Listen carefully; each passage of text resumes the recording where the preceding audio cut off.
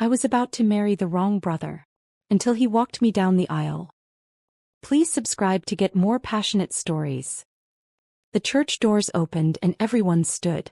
But I wasn't looking at my groom waiting at the altar. I was looking down at the hand holding mine. Rough, warm, trembling slightly. Ethan's hand. My fiancé's brother. And in that moment, as the wedding march began to play, I realized I had made the most terrible mistake of my life. But let me back up.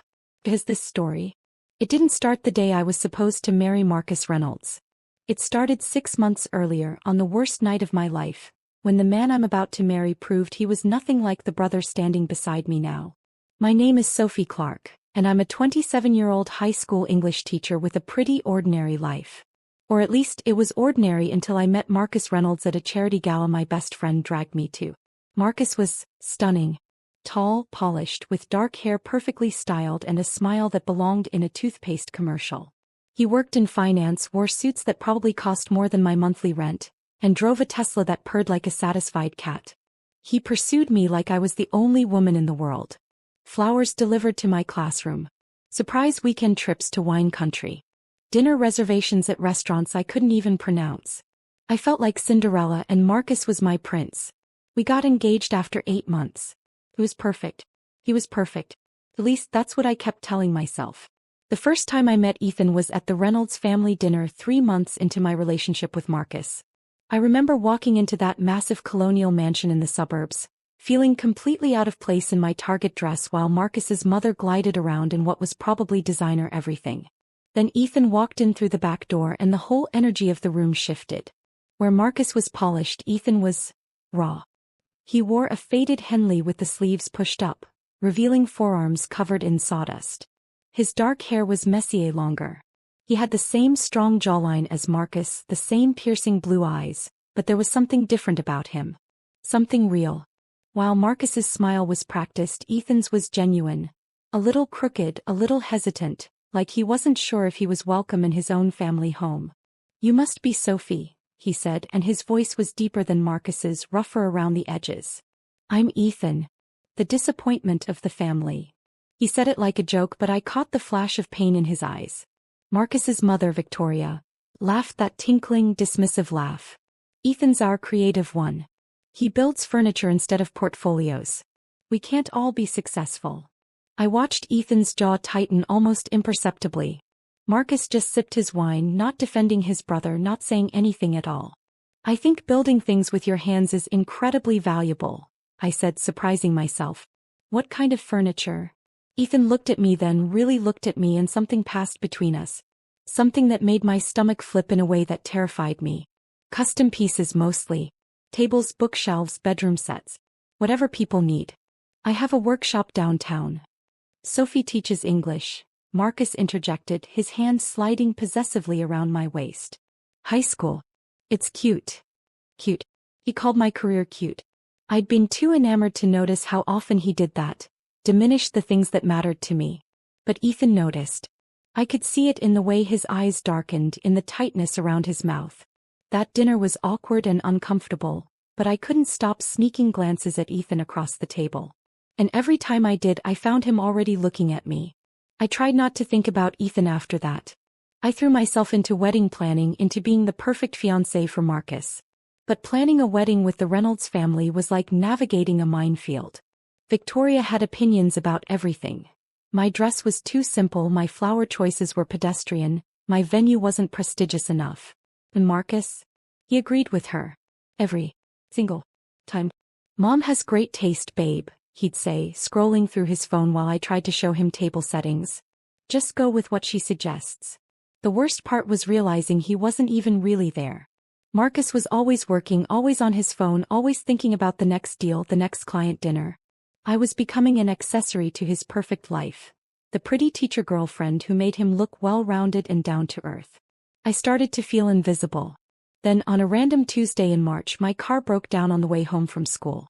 It was pouring rain and I was stuck on the side of the road with a smoking engine and no clue what to do. I called Marcus.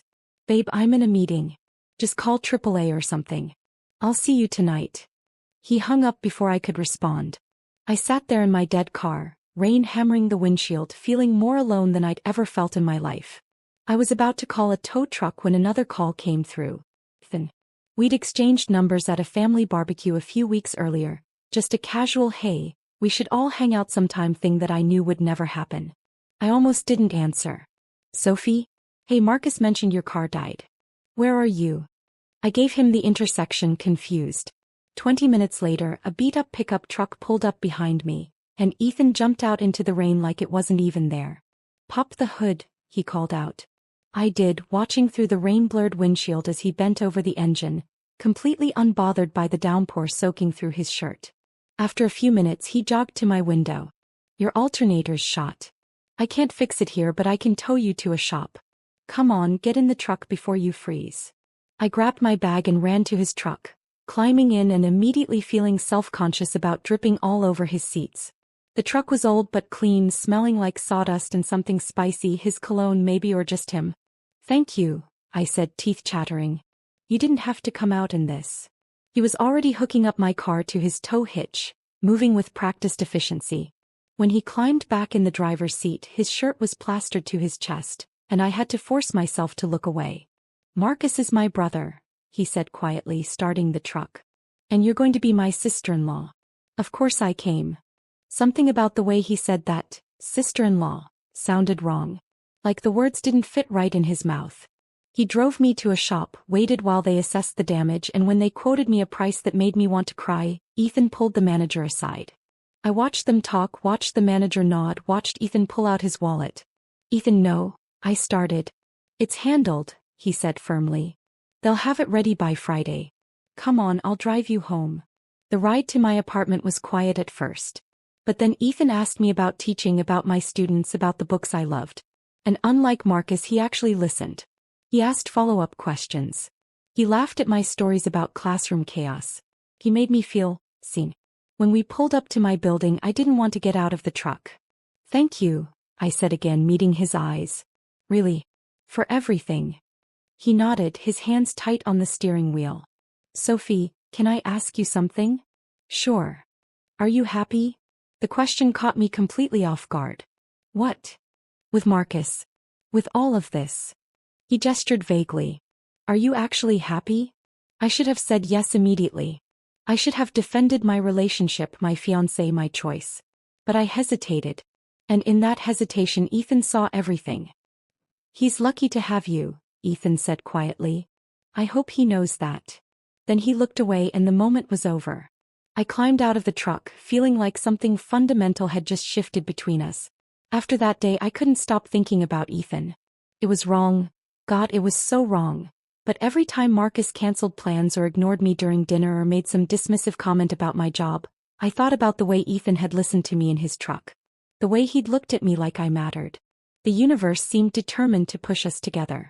There was Marcus's birthday dinner where Ethan and I ended up sitting next to each other because Marcus was too busy networking to care about the seating chart. There was the family boat day where Marcus spent the entire time on his phone while Ethan taught me how to tie proper sailing knots, his hands covering mine, his breath warm on my neck. You're a natural, he'd said, and the pride in his voice made something in my chest ache. Every interaction was torture. Every accidental touch felt like fire. I started finding excuses to avoid Reynolds' family events, but that only made Marcus angry. You need to make an effort with my family, Sophie. It's important for my image, for our image. Our image. Not our happiness. Not our connection. Our image. The breaking point came 2 months before the wedding. Marcus and I had plans, actual, confirmed, important plans. It was our anniversary, the 1-year mark of our engagement, and I'd made reservations at the restaurant where he'd proposed. I'd bought a new dress. I'd taken the afternoon off work to get my hair done. Marcus called at 7 p.m. Babe, I'm so sorry. This client thing ran late and they want to grab drinks. Rain check. I stood in my living room in my new dress, makeup perfect, feeling something inside me finally break. It's our anniversary, Marcus. I know. We'll celebrate this weekend, I promise. Love you, babe. He hung up. I stared at my phone, feeling tears of frustration and humiliation burning in my eyes. I was about to change into pajamas and eat ice cream on the couch when my phone buzzed again. Ethan, hey, I heard Marcus bailed. Want some company? I make a mean grilled cheese. I should have said no. I should have maintained boundaries. I should have protected my relationship and my future. But I was so tired of being invisible. I texted back, "My place. 20 minutes. Ethan showed up with groceries, toolbox, and a determined look on his face. He took one look at me in my dress and his expression softened. "You look beautiful," he said simply. He's an idiot. I laughed, but it came out broken. "I bought this dress for tonight. Then tonight shouldn't be wasted." He didn't make grilled cheese. He cooked me a full meal. Pasta with homemade sauce, garlic bread, a salad that was actually good. He lit the candles on my small dining table, poured wine, and for 3 hours, I felt more cared for than I had in months. We talked about everything. His childhood growing up in Marcus's shadow. My dreams of writing a novel someday. His workshop and the pieces he was most proud of. My favorite books and why they mattered to me. The conversation flowed like water, natural and essential. As he helped me clean up, our hands touched, reaching for the same dish. We both froze. The kitchen suddenly felt too small, too warm. I could smell his cologne, see the flecks of gold in his blue eyes, feel the electricity crackling between us. "Sophie," he said, his voice rough. "I should go." "I know." But neither of us moved. We stood there in my small kitchen, plates forgotten, the air thick with everything we weren't saying. "This is wrong," I whispered. "I know. You're my fiancé's brother." "I know." "Then why does this feel more right than anything I've felt in months?" Ethan closed his eyes like I'd hurt him. "As I see you. All of you. And he doesn't." The truth of that statement hit me like a physical blow. Marcus didn't see me. He saw the image of me, the idea of a pretty teacher wife who would look good at his work events and give him well-behaved children someday. But the real me, my thoughts, my dreams, my fears, my passions, he'd never bothered to learn. "I can't do this," Ethan said, but he still hadn't moved away. "You're marrying my brother. You're going to be family." "I know. But God, Sophie, if things were different." "Don't," I interrupted. "Please don't finish that sentence. Because I'm not strong enough to hear it right now." He nodded, jaw tight, and finally stepped back. The loss of his proximity felt like a physical cold. He grabbed his jacket and headed for the door, and I thought that was it. The moment would pass. We'd pretend it never happened. Life would continue as planned. But at the door he turned back. "For what it's worth," he said quietly, "I think you deserve someone who shows up. Who makes you feel like you're the most important thing in his world. Someone who sees you, Sophie. Really sees you." "And what if that someone is the wrong person?" I asked, my voice breaking. His eyes met mine, and the pain in them was devastating. "Then maybe you're with the wrong person to begin with." He left. I closed the door and slid down to the floor, finally letting myself cry. Because deep down I knew he was right. I tried to end things with Marcus the next day. I really did. I drove to his downtown apartment with a speech prepared, with all my reasons lined up. But when I got there, he surprised me by actually being home, actually being present. "Baby, I'm so sorry about last night," he said, pulling me into a hug. "I was a complete asshole. Let me make it up to you." He took me shopping. He bought me an obscenely expensive necklace. He took me to dinner at a Michelin-starred restaurant and was charming and attentive. And for those few hours, I could almost convince myself that this was enough. That he could change. That I was just having cold feet. We had sex that night. Perfectly choreographed, perfectly pleasant, perfectly forgettable. And as I lay awake after, watching Marcus sleep beside me, I wondered if I was the only one who felt the emptiness of it all. I thought about Ethan's hands, rough with calluses. I thought about the way he'd cooked for me, listened to me, seen me. I thought about the electricity that had crackled between us in my kitchen. And I hated myself for it. The wedding planning continued. I went through the motions like a robot. Dress fittings, cake tastings, venue walkthroughs. Marcus's mother took over most of it anyway. I was just a prop in my own wedding. I avoided Ethan. I didn't answer his texts. I didn't go to family events where he might be. I threw myself into the end of the school year, into grading papers and planning lessons, anything to not think about the fact that I was marrying the wrong man. But then my father died. It was sudden, a heart attack in his sleep. My mother called me at 3 a.m, her voice shattered and my world imploded. My father had been my hero, the man who taught me to love books and words, who told me I could be anything I wanted to be. And now he was gone. I called Marcus, sobbing so hard I could barely speak. "Marcus, my dad, he's gone. I need you. Oh God, babe, that's terrible. Look, I'm in Chicago for a conference, but I'll catch the first flight tomorrow morning, okay? Just hold it together until then. He hung up. I sat in my apartment at 3 in the morning, more alone than I'd ever been, and I didn't know what to do. My phone rang again. Ethan. Sophie? What's wrong? I heard crying through the wall. He lived in the building next door. I'd forgotten that. Sophie, talk to me. My dad died, I choked out. He's gone, Ethan. He's just gone. I'm coming over. Right now. You don't have to. I'm already out the door. 3 minutes later, Ethan was at my apartment. He wrapped me in his arms and I broke completely. I sobbed into his chest while he held me, one hand in my hair, the other rubbing circles on my back, murmuring soft comfort that I couldn't even process through my grief. He stayed all night. He made me tea I didn't drink. He held me when the crying got too bad. He listened when I needed to talk about my dad, stories and memories and all the things I'd never get to say. And when dawn broke and I was exhausted and empty, he was still there. Where's Marcus? He asked quietly. Chicago. He has a conference. Something dark flickered across Ethan's face. He's coming back, right? Tomorrow morning. Tomorrow. Ethan's jaw clenched. Sophie, your father just died. He should be here now. He has work. I don't care if he has a meeting with the president. His fiancé needs him. He should be here. The fury in Ethan's voice, the righteous anger on my behalf, made something crack open inside me. When was the last time Marcus had fought for me? When was the last time I'd felt like I was his priority? I couldn't remember. Ethan stayed with me through the funeral arrangements. He drove me to the funeral home. He sat with me while I picked out a casket and wrote an obituary and made 1,000 horrible decisions that no one should have to make. Marcus showed up 12 hours later, gave me a stiff hug and then spent most of his time on his phone, handling work stuff. At the funeral, Marcus stood beside me, looking appropriately somber in his expensive black suit. But it was Ethan who held my hand when they lowered the casket. Ethan who caught me when my knees gave out. Ethan who understood that I wasn't okay and wasn't going to be okay for a long time. After the service, at the reception my mother insisted on having, Marcus disappeared to take a call. I stood alone in a room full of people who kept telling me they were sorry for my loss, and I felt like I was drowning. Then Ethan was there, his hand on the small of my back, grounding me. Come on, he murmured. You need air. He led me outside to the garden behind the venue.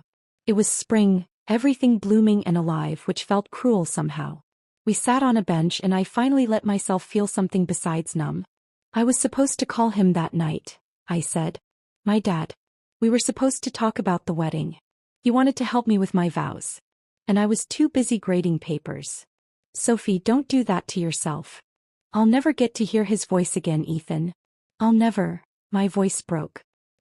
He was supposed to walk me down the aisle. Ethan pulled me against his side and I let myself lean into him, let myself take the comfort he offered. We sat like that for a long time, his arms around me, my tears soaking into his shirt. He'd be so proud of you, Ethan said quietly. The teacher, the writer, the woman you've become. He knew that, Sophie. He knew you loved him. How do you know? Because anyone who spent 5 minutes with you could see it. He paused, his voice getting rough. You're the kind of person who loves completely. It's one of the most beautiful things about you. I looked up at him and our faces were so close. His eyes were red-rimmed like he'd been crying too. For me. For my loss. This man who barely knew my father was grieving because I was grieving. Why are you so good to me? I whispered. Because you deserve good things, Sophie. You deserve everything. The moment stretched between us, heavy with possibility. I could feel his breath on my face. I could see the war in his eyes. Want versus restraint, desire versus loyalty. My heart was pounding so hard I thought he must be able to hear it. I leaned in. Just an inch. Just a breath. And Ethan stood up so fast he almost knocked me over. I should go, he said, his voice tight. Marcus is probably looking for you. He walked away and I sat there in that garden surrounded by spring flowers and fresh grief, knowing with complete certainty that I was in love with the wrong brother. The realization should have stopped me from going through with the wedding. But grief is a strange thing. It makes you cling to plans, to stability, to anything that feels certain in an uncertain world. My mother needed this wedding to happen. She said it gave her something to look forward to, something to focus on besides her loss. And I was too broken to fight anymore. The wedding was 6 weeks away. I sleepwalked through the final preparations. I stood for dress fittings and nodded at flower arrangements and approved a menu I didn't care about. Marcus was busy with work as always. His mother was in her element, orchestrating her son's perfect society wedding. And Ethan was avoiding me as much as I'd avoided him before. When we had to be at the same family events, he was polite but distant. He barely looked at me, and every moment of his absence felt like another small death. I knew why he was pulling away. I understood it, but it hurt anyway. 2 weeks before the wedding, I went to Ethan's workshop. I didn't plan to. I was just driving, letting my grief carry me through the streets. And suddenly I was outside the old warehouse he'd converted into his furniture studio. I sat in my car for 20 minutes, debating. Then I saw him through the window, bent over a piece of wood, completely focused, and I couldn't help myself. I went inside. The workshop smelled like sawdust and wood stain. It was a beautiful space, high ceilings, exposed brick, works in progress everywhere. Ethan was wearing safety glasses and a t-shirt covered in wood shavings, and he looked more real than Marcus ever had in his designer suits. He looked up when I entered and his whole body went still. "Sophie." "Hi." We stared at each other. The air between us was crackling with everything unsaid. "What are you doing here?" he asked, pulling off his safety glasses. "I don't know," I admitted. "I was driving and I just ended up here." He nodded slowly. "How are you holding up?" "I'm marrying your brother in 2 weeks." "That's not what I asked." "I know." I walked further into the workshop, running my fingers over a half-finished bookshelf. "This is beautiful." "Is it commissioned?" "Yeah. A library piece for a collector downtown." "You're incredibly talented, Ethan." "Sophie. Your family doesn't see it. They don't see you. But I do. Please don't do this." "Do what?" I turned to face him. "Tell you the truth? Tell me things that make this harder than it already is." He set down his tools with deliberate care. "You're marrying Marcus. In 2 weeks you're going to be my sister-in-law. We can't." "I know we can't. I'm not here to." "I don't know why I'm here." "Yes, you do." And he was right. I did know. I was there because Ethan's workshop felt more like home than anywhere else. I was there because when I was with him, I felt like myself instead of the perfect fiancé Victoria Reynolds wanted me to be. I was there because I was in love with him, and in 2 weeks I was going to marry his brother, and I didn't know how to stop it. "I should go," I said. But I didn't move. And neither did he. "This isn't fair," Ethan said, his voice rough. "You can't keep showing up in my life looking at me like that, making me feel—" He stopped himself. "Making you feel what?" "Things I have no right to feel." I took a step toward him. He took a step back. It was like a dance we'd been doing for months. Attraction and retreat, desire and denial. "Ethan, if I asked you to tell me not to marry him, would you do it?" His eyes closed like I'd wounded him. "Don't ask me that." "Why not?" "Because Marcus is my brother. Because I won't, destroy his life and mine for something that can never work." "What if it could work?" "It can't, Sophie." His voice rose, filled with frustration and pain. "Don't you see? Even if you called off the wedding, even if we somehow ended up together, we'd destroy the family. My relationship with Marcus would be over. My mother would never forgive either of us. Every holiday, every family event would be poisoned by what we did. And eventually you'd resent me for it. You'd resent what we'd lost. You don't know that." "I do.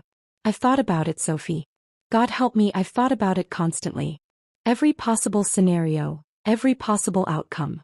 And they all end in pain." Tears were streaming down my face now. "So what do we do?" "You marry my brother. You build a life with him. And I stay away." His voice cracked on the last words. "It's the only way. I don't love him, Ethan." The confession hung in the air between us. Ethan's eyes opened and the devastation in them broke my heart. "But you're going to marry him anyway," he said quietly. "Everyone is expecting it. My mother needs this right now. The invitations are sent. The dress is altered. The venue is booked. How do I—" "You're making excuses." "Maybe I am. But you're doing the same thing.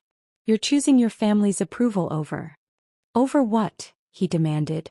"Say it, Sophie." finish that sentence. Over us. The word hung in the air, enormous and impossible. As if we were a thing, a possibility, something real instead of a fantasy I'd been torturing myself with for months. Ethan crossed the space between us in 3 strides. He grabbed my shoulders, his hands trembling, his face inches from mine. There is no us, he said fiercely. There can't be. You're marrying Marcus in 2 weeks and I'm going to stand up there as his best man and watch it happen, and we're both going to live with it. That's the reality, Sophie. That's the world we live in. Then why are your hands shaking? Because touching you is torture, he breathed. Because every time I'm near you I want things I can't have. Because I've been in love with you since the night I towed your car in the rain, and it's killing me to watch you marry my brother. Time stopped. The world narrowed to just us. His confession, my tears, the minimal space between our bodies. Ethan. Don't, he whispered. Please, Sophie. Don't make this harder. Just go marry my brother. Be happy. And I'll learn to live with it. But he didn't let go of my shoulders. And I didn't step away. We stood there, frozen in possibility, so close that I could feel the heat of his body. I should kiss you, I whispered. Just once. So we both know what we're giving up.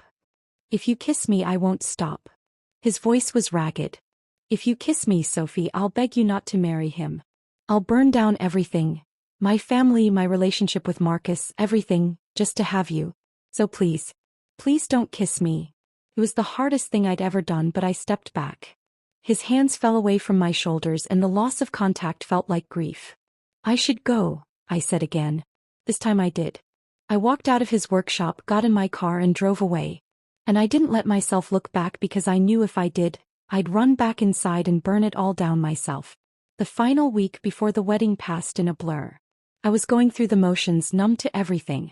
Marcus was stressed about work and barely noticed my emotional state.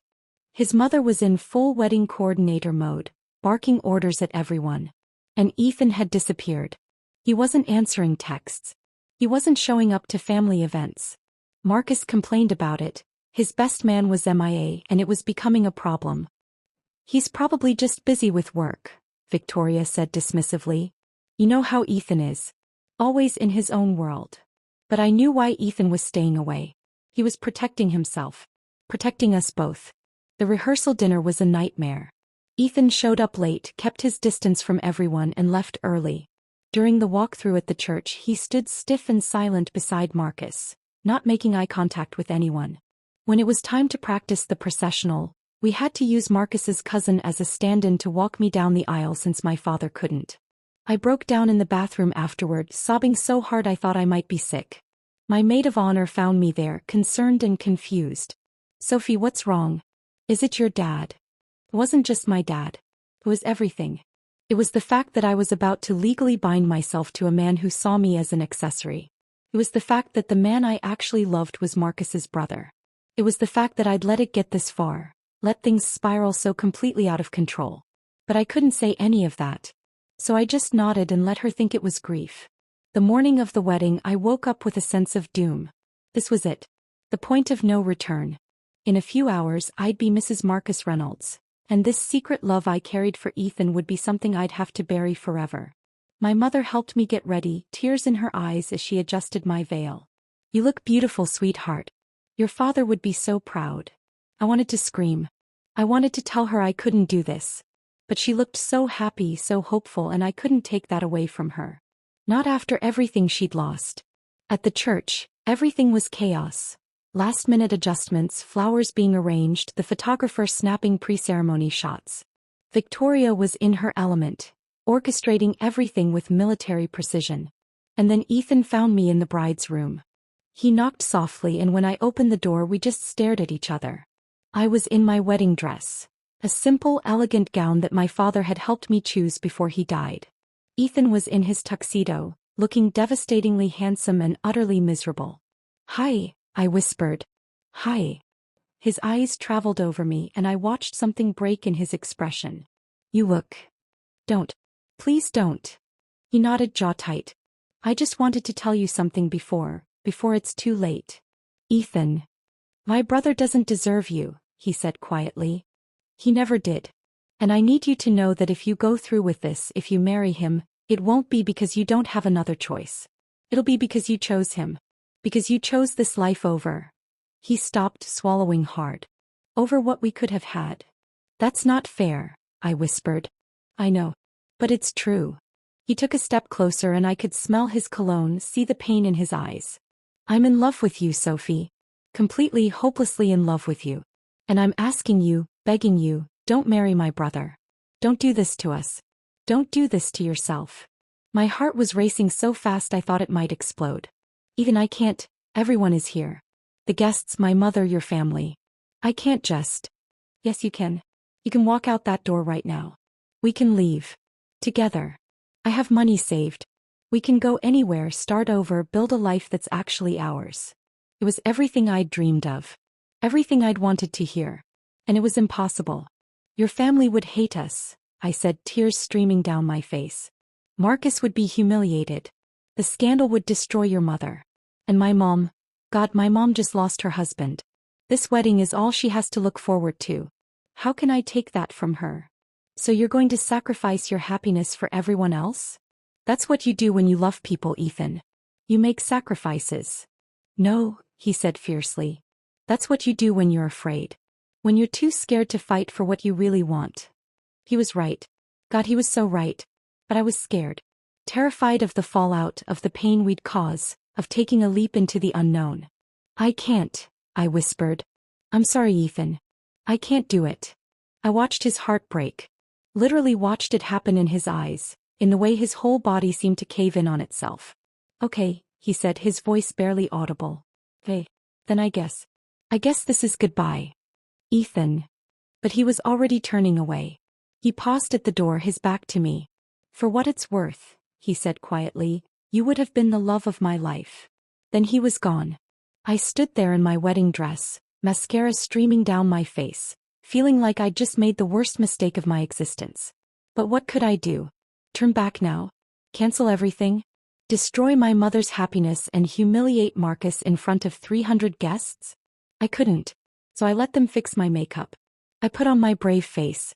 And when the wedding coordinator came to tell me it was time, I took a deep breath and prepared to walk toward my future. Except there was one problem. Where's Marcus's cousin? The coordinator asked frantically. He was supposed to walk you down the aisle, but he's nowhere to be found. He was just here. My maid of honor was searching, people were scrambling, and the music was about to start. Panic was setting in. 300 people were seated in that church, waiting. My mother was in the front row, smiling through her grief. Marcus was at the altar, probably checking his phone. And then Ethan appeared in the doorway of the bride's room. I'll do it, he said quietly. I'll walk her down the aisle. The coordinator looked relieved. Oh, thank God. Yes, perfect. Pay everyone places. But Ethan and I just stared at each other. The cruelty of this moment wasn't lost on either of us. The man I loved was going to hand me over to the man I didn't. He was going to walk me toward a future that destroyed any possibility of us. You don't have to do this, I whispered as everyone else filed out. Someone has to, he said. And I'd rather it be me than some cousin you barely know. At least this way, he trailed off, his jaw working. At least I get a few more minutes. The wedding march began. The doors opened. Everyone stood. And Ethan offered me his arm. I took it, my hand trembling against the fabric of his tuxedo. We began the slow walk down the aisle, and I was hyper-aware of everything. The weight of his arm beneath my hand, the warmth of his body next to mine, the way his breathing was just slightly uneven. Everyone was looking at me. Smiling. Crying. Taking pictures. They saw a beautiful bride on her wedding day. They had no idea that with every step my heart was shattering. Sophie, Ethan murmured so quietly that only I could hear. You can still stop this. Right now. Just say the word and I'll turn around. We'll walk right back out those doors. Ethan, please. I know I said I wouldn't destroy everything. I know I said we couldn't do this. But Sophie, I can't. His voice cracked. I can't watch you marry him. I thought I could be strong enough, but I'm not. So please. If you feel even a fraction of what I feel, please don't do this. We were halfway down the aisle now. Marcus was visible at the altar, smiling that perfect smile. The officiant was waiting. My mother was crying happy tears. I'm scared, I whispered. I know. So am I. But I'm more scared of living my whole life wondering what if. Aren't you? We were 3/4 of the way down the aisle now. Time was running out. In a few seconds Ethan would have to release me, hand me over to Marcus and step aside. This moment, this tiny window of possibility, would close forever. And suddenly I understood something. My father's death had taught me that life was short. That tomorrow wasn't guaranteed. That love, real, deep, consuming love, was rare and precious and worth fighting for. And I'd spent the last 6 months loving the wrong man because I was too afraid to admit the truth. I stopped walking. Ethan stopped too, looking at me with desperate hope. 300 people were staring at us, confused. The music was still playing. Marcus was frowning, uncertain. Sophie. Ethan breathed. What are you doing? I turned to face him fully, my hand still on his arm.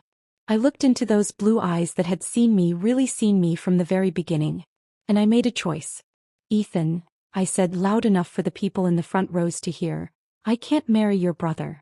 Gasps rippled through the church. Marcus took a step forward, his face going red. Victoria stood up, her expression horrified. My mother looked confused and concerned. But Ethan looked like I'd just given him the world. Sophie, what are you saying? He asked, his voice shaking. I'm saying I've been lying to myself for months.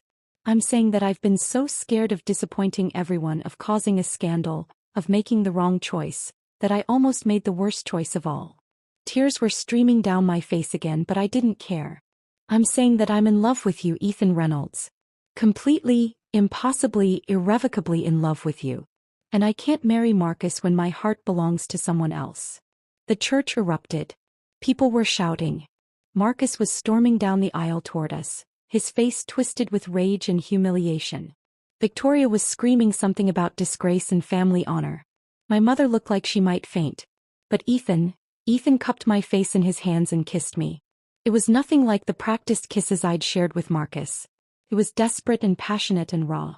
It was 6 months of repressed desire and denied love finally breaking free. His hands were in my hair, ruining my careful updo. My bouquet fell to the floor, forgotten. And for those few seconds the chaos around us disappeared. It was just us. When we finally broke apart, both breathing hard, Marcus was standing right there. Are you fucking kidding me? He seethed. My own brother? You're leaving me for my own brother. Marcus, I started. Do you have any idea what you've just done? The humiliation, the gossip? My career could be destroyed by this scandal. And there was. Not heartbreak over losing me. Not devastation that I'd fallen in love with someone else. Just concern about his image, his career, his reputation. I'm sorry, I said, and I meant it. I never meant to hurt you. But I can't marry you. It wouldn't be fair to either of us. Fair. He laughed bitterly. You want to talk about fair? I gave you everything. I elevated you from your mediocre little life. Don't, Ethan said, his voice dangerous. Don't finish that sentence. Marcus turned his fury on his brother. You've been after her this whole time, haven't you? Waiting for your chance to steal what's mine. She was never yours, Ethan said quietly. She was never anyone's but her own. And maybe if you'd actually paid attention to her instead of treating her like an accessory, you would have realized she was unhappy. Unhappy? I gave her everything. You gave her things, Marcus. Expensive dinners and jewelry and a role in your perfect life. But you never gave her what she actually needed. You never saw her. Marcus looked between us, his expression ugly. You two deserve each other. You're both nothing. Nobodies. Have fun with your pathetic little life together. He stormed out, and after a moment of shocked silence, Victoria followed, throwing me a look of such pure hatred that I actually flinched. Other guests began filing out.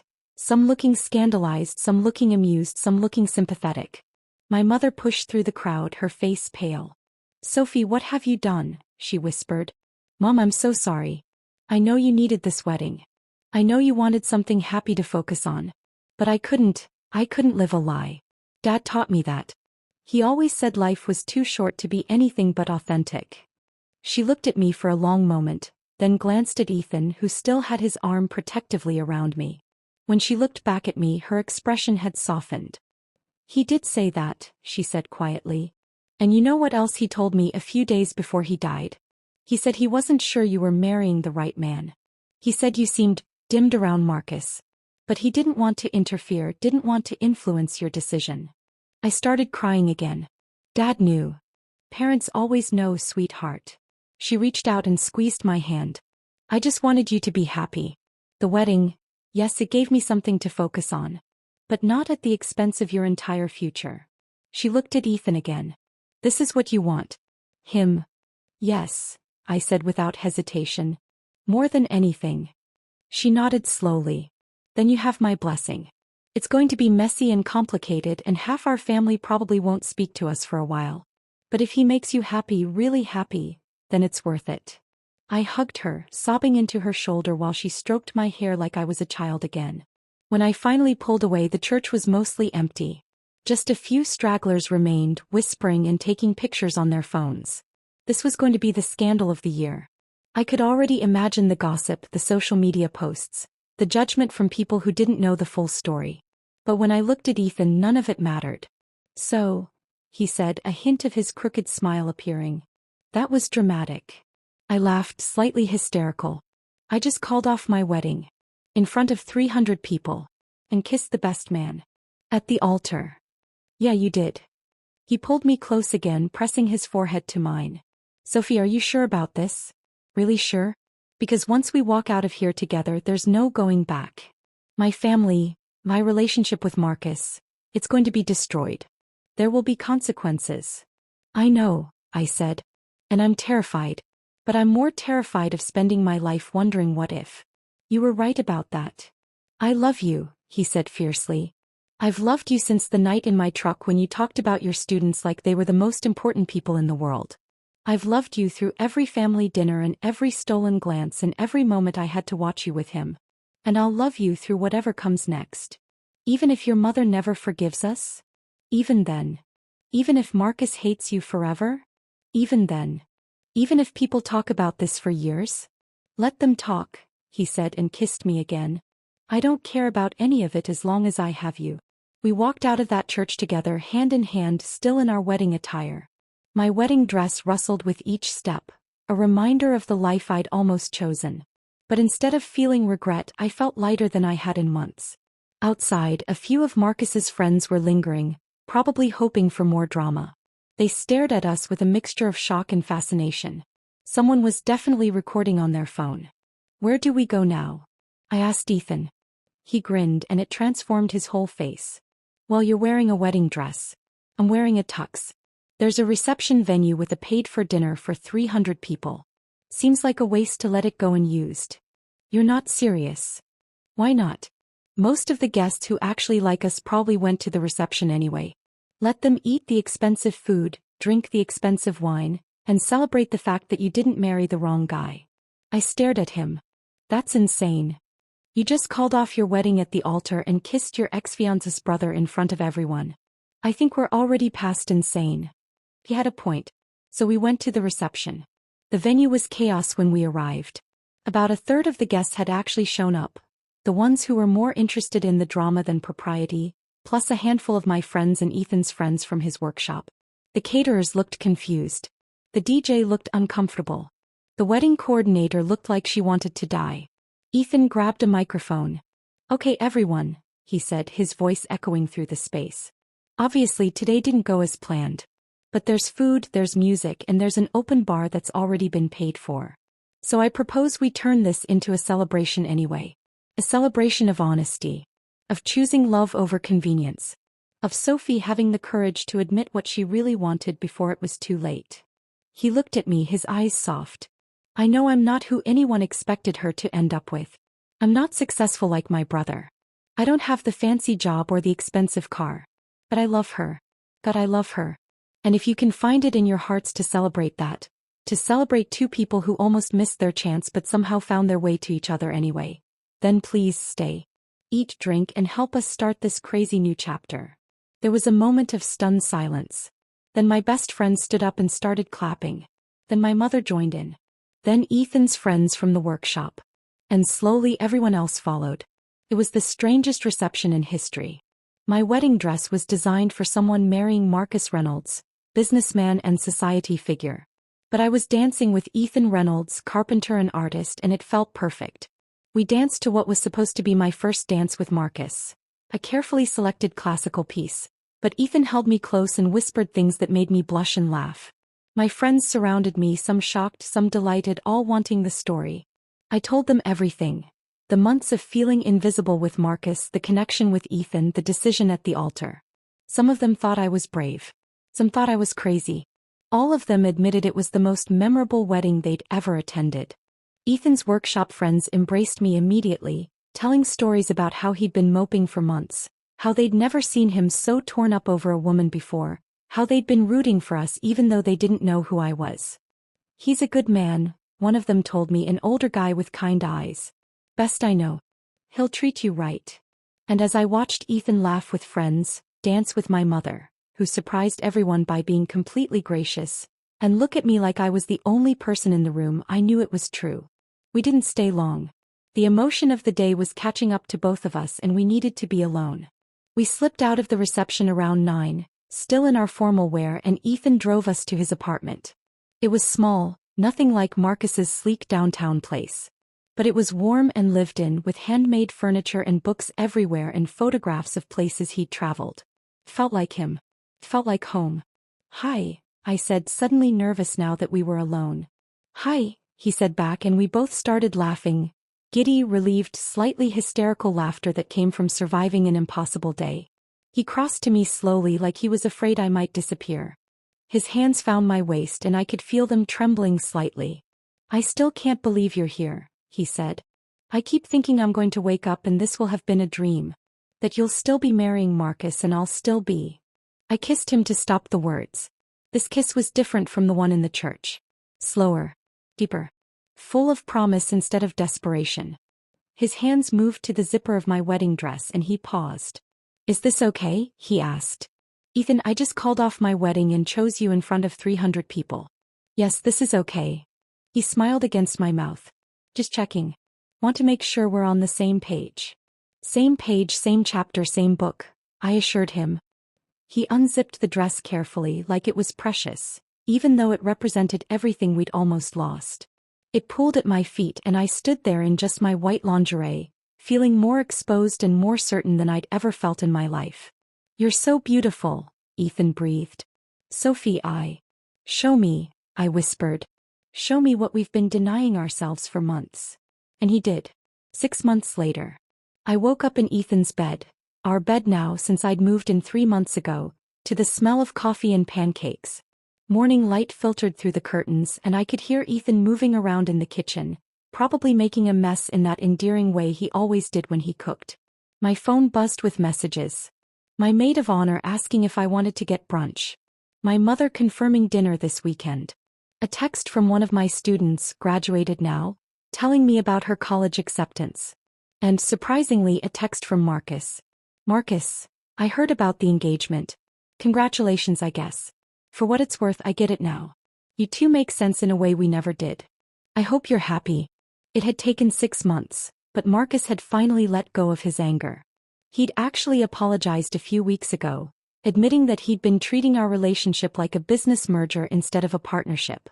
He'd started dating someone new, a lawyer who was as ambitious and career-focused as he was.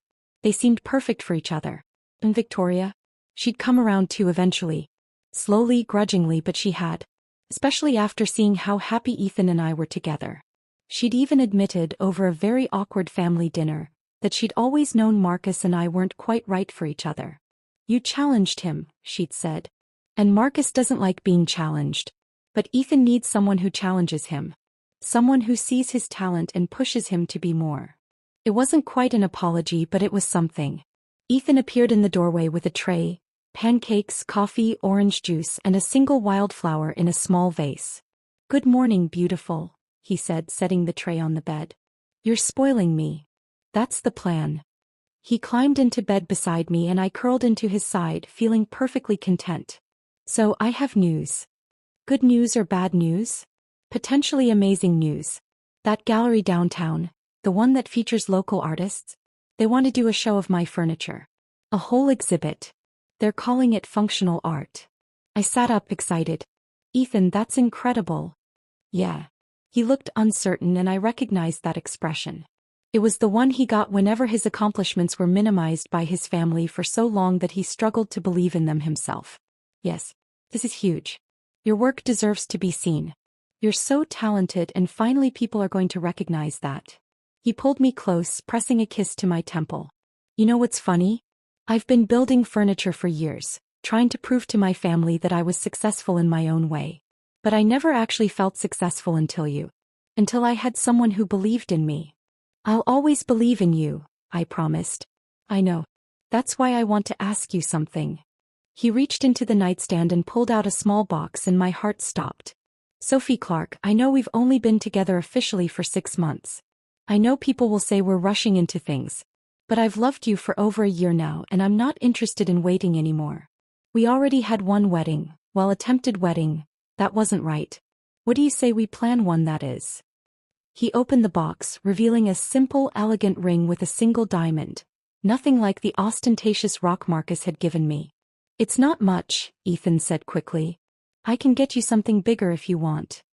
It's perfect, I interrupted, tears streaming down my face. It's absolutely perfect. And yes, I'll marry you. He slid the ring onto my finger, and it fit like it was made for me. Maybe it was. Maybe some things were always meant to be, even if we took the long way around to get there. So, Ethan said, grinning, should we have a big wedding? Invite all 300 people again? I laughed, remembering the chaos of the last one. How about we elope? Just us, maybe my mom and a few close friends. Something small and intimate, and actually about us instead of about appearances. I like the way you think. We spent the rest of the morning in bed, making plans and dreaming about our future. We talked about getting a bigger place together. About my novel that I'd finally started writing in the evenings. About the gallery show. About traveling to all the places Ethan had photographed.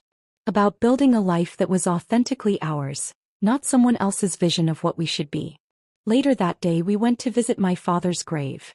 I'd been going once a week since he died, and Ethan always came with me. We sat in the grass beside the headstone, and I told my dad about the engagement. I think he'd approve, I said to Ethan. He always said I should find someone who saw me for who I really was. Someone who challenged me and supported me in equal measure.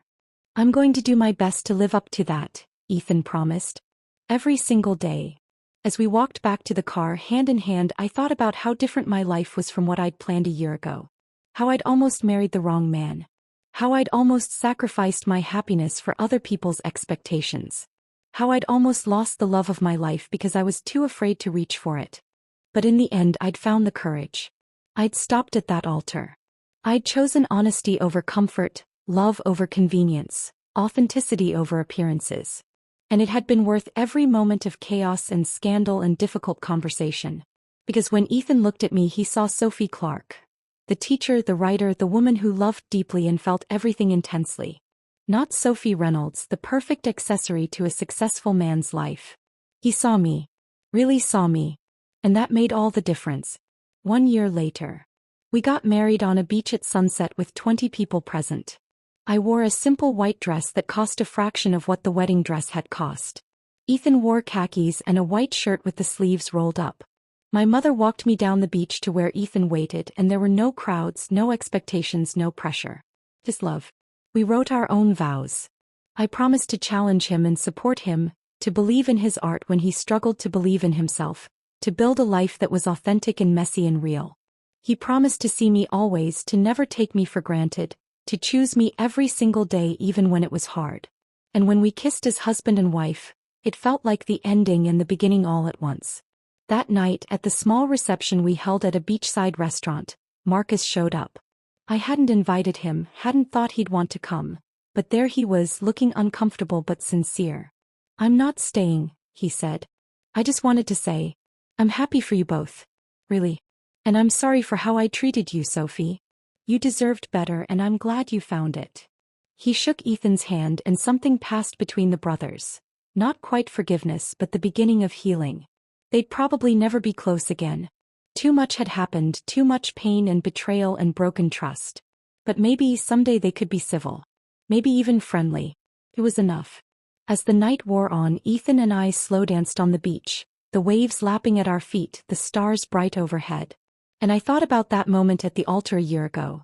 The moment I'd stopped walking toward the wrong future and turned toward the right one.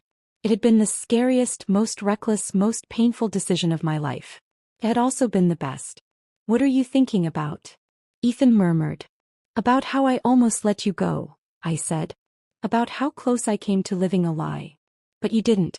You were brave enough to choose differently. We were brave enough, I corrected. You told me you loved me even though you thought I'd marry Marcus anyway. You walked me down that aisle even though it was killing you. You gave me the courage to stop. We saved each other, he said simply. That's what love does. And as we swayed together under the stars, I knew he was right. This was what love looked like. Not perfect dates and expensive gifts and carefully curated appearances. But truth and vulnerability and choosing each other over and over again even when it was hard. Especially when it was hard. This was what I'd been searching for all along. And I'd found it in the last place I'd expected. In the arms of my fiancé's brother, who walked me down the aisle and helped me realize I was marrying the wrong man. Thank you so much for listening to Sophie and Ethan's story. If this touched your heart, if you found yourself rooting for them despite the odds, if you've ever had to make the difficult choice between what's expected and what's real, please like this video, leave a comment telling me what you thought, and subscribe for more emotional love stories that will make you feel every emotion. What would you have done in Sophie's position? Let me know below. Until next time, choose love, choose authenticity, and never settle for less than you deserve.